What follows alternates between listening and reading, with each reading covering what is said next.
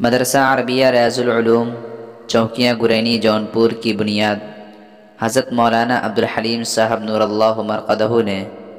17 صفر المظفر 1393 ہجری مطابق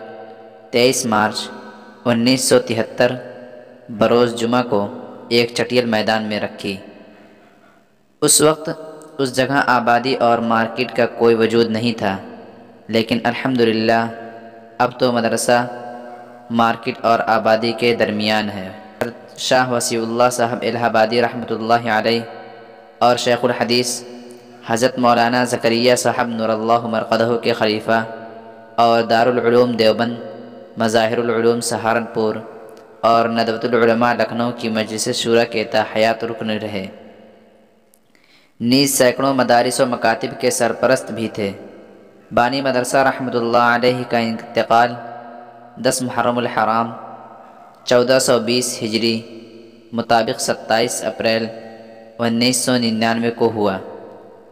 لیکن ان کے اخلاص کے طفیل اللہ تعالی نے بہت ہی قلیل عرصے میں اس ادارے کو حیرت انگیز ترقی عطا فرمائی۔ سنگ بنیاد کے چند ہی سال بعد پرائمری و حفظ کی تعلیم کے ساتھ ساتھ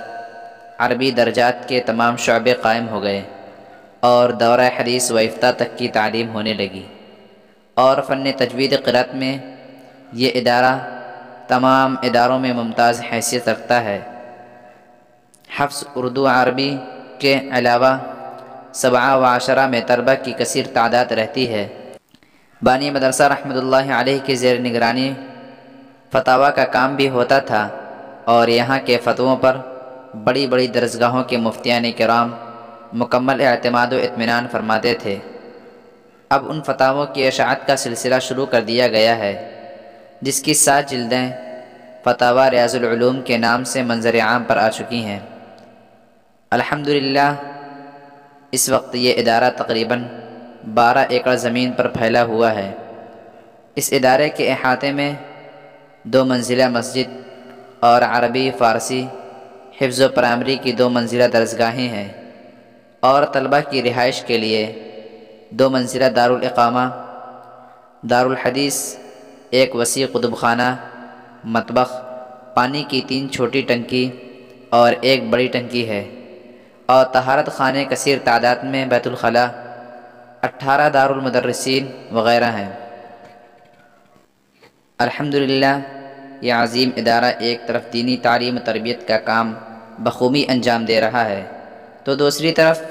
ناخواندہ علاقوں میں اس ادارے کے تحت 37 مکاتب بھی چل رہے ہیں، جن میں طلبہ کی تعداد تقریباً 2800 اور اساتذہ کرام کی تعداد